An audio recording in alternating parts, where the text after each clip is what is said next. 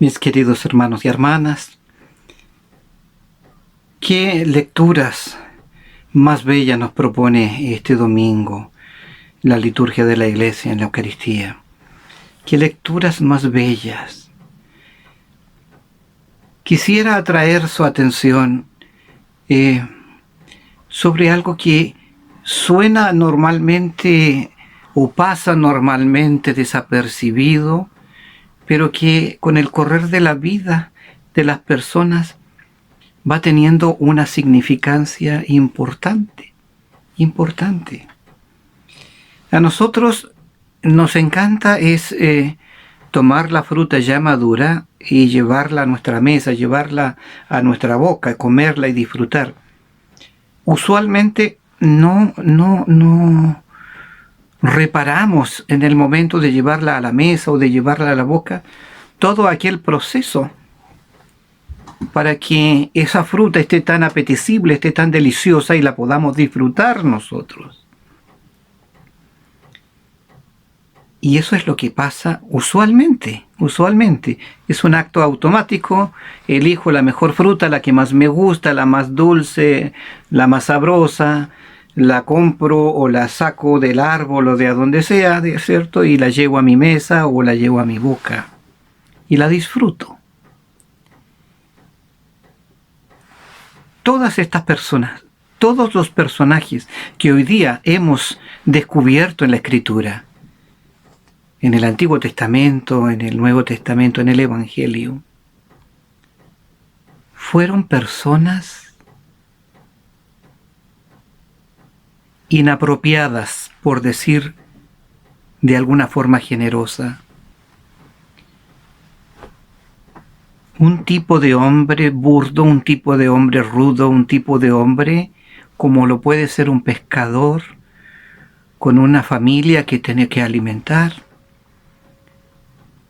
con una familia que trabaja con él. Recordemos que Pedro estaba trabajando en la orilla del mar, en la orilla junto a su hermano Andrés. Recordemos que Pedro tenía una esposa y hasta una suegra que andaba junto con él y el Señor. O sea, toda una familia involucrada en torno a la vida que Jesús les estaba mostrando, en torno, ¿cierto?, a una nueva forma de vivir y de relacionarse que estaba instaurando el Señor con ese pequeño núcleo o grupo de 12 que lo seguían a todas partes. Y vaya que si lo seguían, iba hasta Pedro, aquel que estamos hablando, con su esposa, con su suegra y con su hermano. O sea, una familia completa. Pero estamos hablando no de cualquier personaje, estamos hablando de un personaje que tenía un doble discurso, podemos decir. Él por una parte quería al Señor, lo amaba. En muchos pasajes del Evangelio mismo podemos descubrir el amor que Jesús tenía por Pedro y el amor que Pedro tenía por Jesús. Y las cosas que Jesús hacía por su amigo Pedro y las cosas que no estuvieron a la altura de Pedro para hacer con su maestro, con Jesús. Y aquí viene pues su humanidad completa, desnuda, lo traicionó, le negó 3 veces, no lo reconoció después que resucitó. Es decir, una persona que era dura de entendimiento, que decía una cosa con la boca, pero que en su vida práctica hacía otra. Como tantos de nosotros hacemos, yo incluido, todos nosotros nos parecemos en eso a Pedro. Queremos amar al Señor, decimos que lo amamos, pero sin embargo no estamos a la altura y hacemos cosas que nos avergüenzan después a nosotros mismos y que avergüenzan más todavía el amor que decimos tener por el Señor. Sin embargo, la actitud de Jesús con Pedro. Si Pedro lo negó 3 veces, le dijo que no lo conocía, que no tenía parte con ese tal. Y el Señor Jesús entonces, para reparar ese daño a la amistad, ese daño a la confianza, en otro lugar del Evangelio, le preguntó si lo amaba, y le preguntó 3 veces, las mismas 3 veces que Pedro lo negó. Pedro era un personaje, realmente un personaje. Le hervía la sangre de rabia. Cuando quisieron apresar al Señor, llegó y sacó una espada, ¿cierto? Y le cortó porque quería matar al que venía a tomar preso al Señor Jesús. Y le cortó, dice, la oreja, ¿se acuerdan? A un tal allí, el pobrecito. Y el Señor le dice, al que a hierro mata, a hierro muere. Entonces no hay que hacer esas cosas, de estarse vengando o de estar con la pasión, con el furor, la rabia contenida y expresarla en forma tan agresiva como Pedro lo hizo. En fin, era un personaje que hoy día podemos encontrar en tantos otros que están conviviendo con nosotros, que pasan junto a nosotros y que pensamos hacia nosotros mismos, ¿cómo puede ser que éste pueda ser cura? ¿Cómo es posible que éste pueda ser obispo? ¿Cómo es posible que tal vaya a la misa o la fulana de tal? Pero si mira, entonces nos quedamos en la condición primaria, en la condición natural. Miramos con los ojos naturales a las personas que nos rodean y las confrontamos pues con algún tipo de modelo, decimos como Pedro, como San Pedro. Hay otro ejemplo también que quiero traer aquí a propósito. Había un tal Saulo de nombre, un judío, un buen judío, un erudito, un sabio, uno de esos bien profesional, una persona íntegra, erudito en todo el sentido de la palabra. Estuvo metido en un asesinato. Algunos mal hablados dicen que tuvo piedras también en sus manos para tirársela a un tal Esteban, un miembro, era un diácono de una pequeña comunidad, de un pequeño grupo que estaban haciendo algo que tenía que ver con un tal Jesús. Y ese Saulo echó manos porque él pensaba que estaba haciendo bien y se metió a meter sus manos en sangre inocente. Fue partícipe activo del asesinato público de uno de los grandes miembros de la primera comunidad cristiana, el diácono Esteban. Y sin embargo,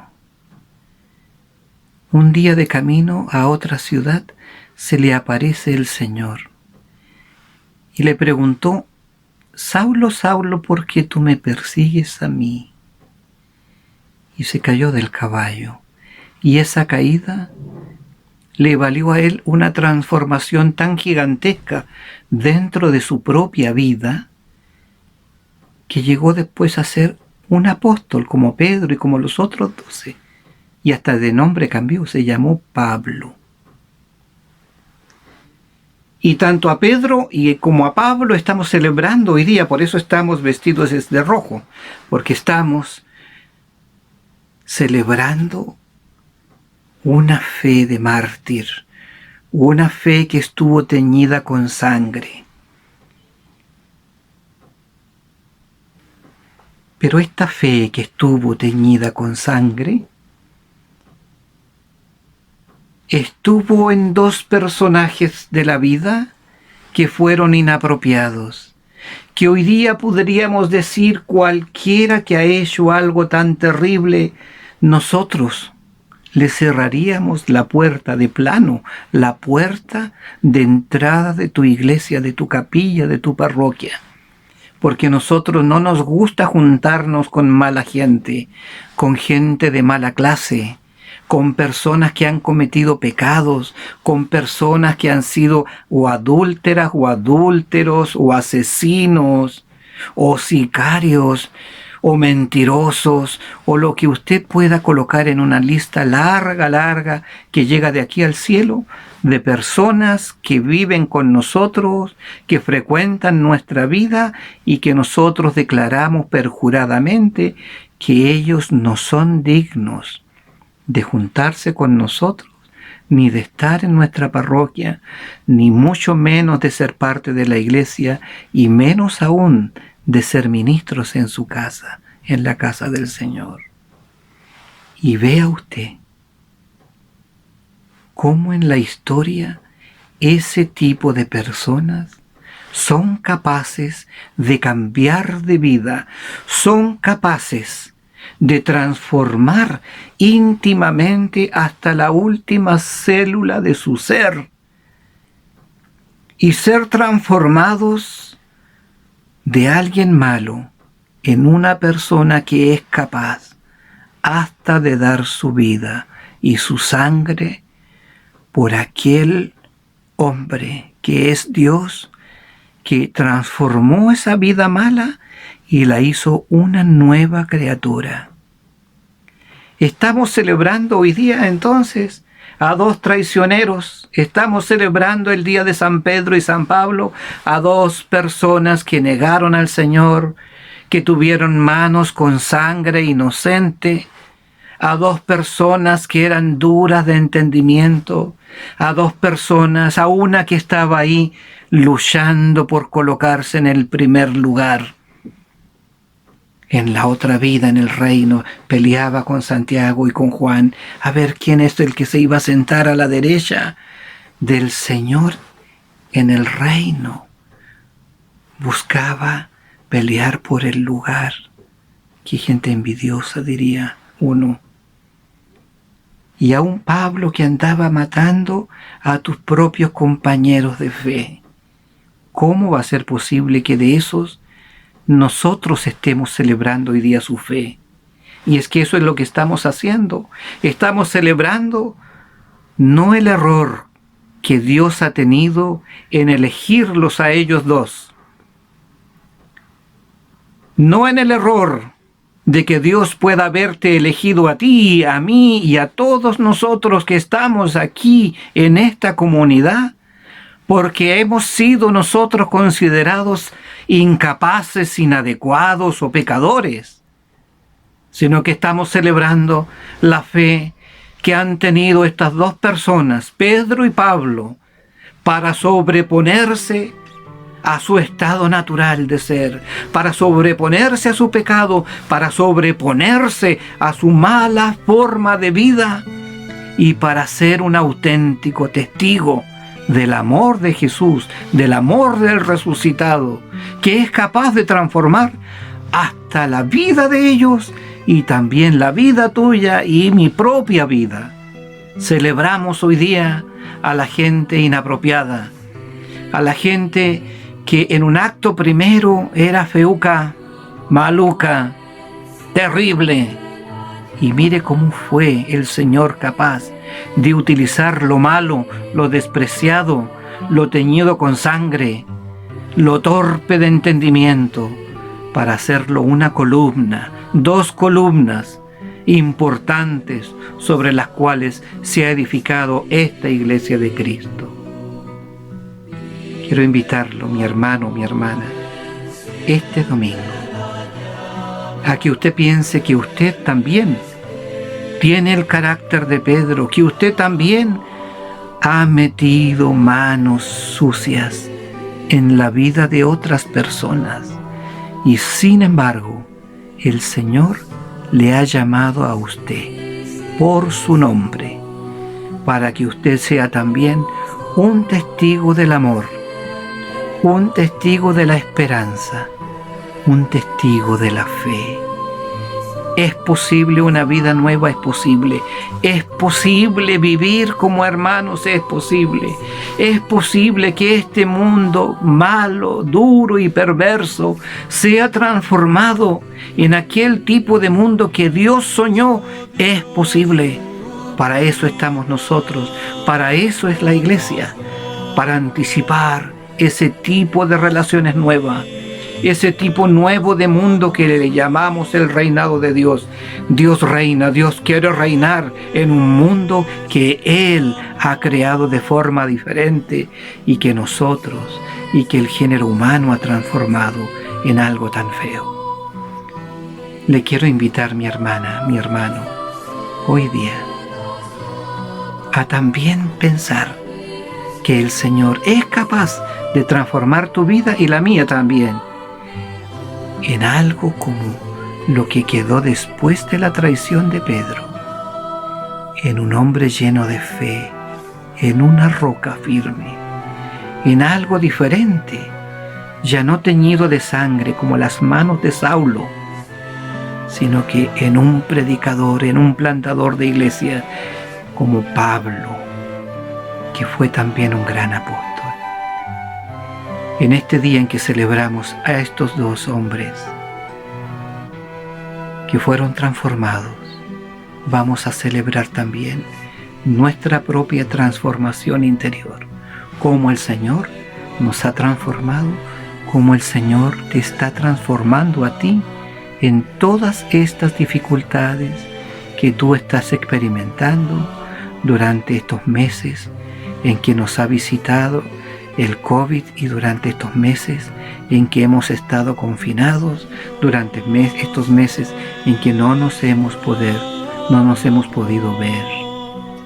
El Señor sigue trabajando, el Señor está modelando, es nuestra vida para que seamos también columnas importantes. Vamos a declarar que creemos en ese Dios, en ese Cristo, en ese Espíritu Santo que nos transforma.